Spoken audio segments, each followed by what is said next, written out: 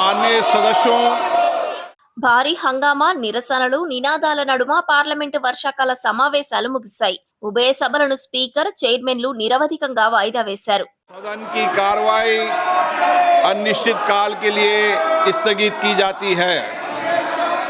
లోక్సభ ఆఖరి రోజు కార్యకలాపాలు కేవలం 3 నిమిషాల 10 సెకన్ల వ్యవధిలోనే ముగిసిపోవడం విశేషం. ప్రధాని నరేంద్ర మోదీ, హోంమంత్రి అమిత్ షా హాజరైన ఈ సభలో చరిత్రలో తొలిసారిగా వందే మాతరం 6 చరణాలను ఆలపించారు. అయితే విద్యార్థులపై దాడికి నిరసనగా ప్రతిపక్షాలు క్షమాపణలు చెప్పాల్సిందే అంటూ నినాదాలతో హోరెత్తించడంతో స్పీకర్ ఓం బిర్లా సాంప్రదాయ ముగింపు ప్రసంగం కూడా లేకుండానే సభను నిరవధికంగా వాయిదా వేశారు.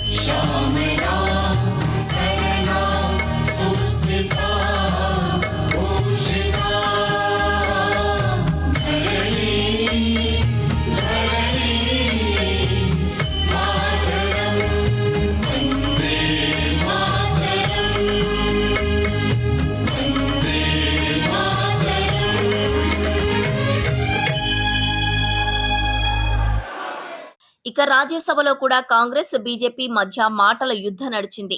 ఉత్తరాఖండ్ ర్యాలీలో భాగంగా తన ప్రసంగం తర్వాత వేదిక వద్ద శుద్ధీకరణ కార్యక్రమం చేపట్టారంటూ రాజ్యసభలో ప్రతిపక్ష నేత మల్లికార్జున ఖర్గే తీవ్ర వ్యాఖ్యలు చేశారు. దీనిపై వెంటనే కేంద్ర మంత్రి జేపీ నడ్డా స్పందించారు. అదొక దురదృష్టకర ఘటన అని, అటువంటి కార్యక్రమాలను బీజేపీ ఏమాత్రం సమర్థించబోదని స్పష్టం చేశారు. Sir, please let them. Yes, let them respond.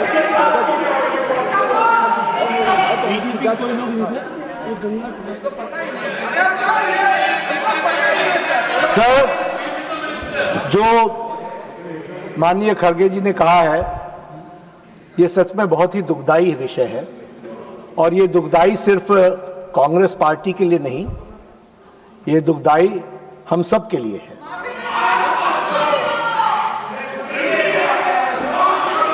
BJP, क्योंकि खरगे साहब ने कहा कि बीजेपी के लोग थे, मैं स्पष्ट करना चाहता हूं, यहां राष्ट्रीय अध्यक्ष जी भी बैठे हैं और मैं भी पूर्व राष्ट्रीय अध्यक्ष रहा हूं। BJP does not subscribe to such activities, never. ఇటీవల ఉత్తరాఖండ్లోని రామ్లీలా మైదానంలో నిర్వహించిన బహిరంగ కార్యక్రమంలో మల్లికార్జున ఖర్గే ప్రసంగించారు. 2 రోజుల తర్వాత ఒక గ్రూప్ అక్కడ శుద్ధీకరణ కార్యక్రమం చేపట్టిన దృశ్యాలు వెలుగులోకి వచ్చాయి. దీంతో గురువారం రాజ్యసభ కార్యకలాపాలు ప్రారంభం కాగానే ఖర్గే ఈ విషయాన్ని లేవనెత్తారు. सर, बड़े दुख के साथ कहना पड़ता है, मैं हल्द्वानी में पब्लिक स्पीच में रामलीला मैदान में रामलीला स्टेज पे भाषण किया और लाखों लोग वहां पर थे। उस वक्त मैंने किसी समाज का, किसी धर्म का नाम नहीं लिया, सिर्फ मैं लोगों के समस्याओं को वहां पर बताया। लेकिन मेरे स्पीच होने के बाद कल वो लोग, बीजेपी के लोग सब मिलके हवन करके उस स्टेज का शुद्धिकरण करने का काम किए हैं। ये you might have read in the newspaper. Is it the way in democracy? How you are protecting the constitution? That too, I am a leader of opposition.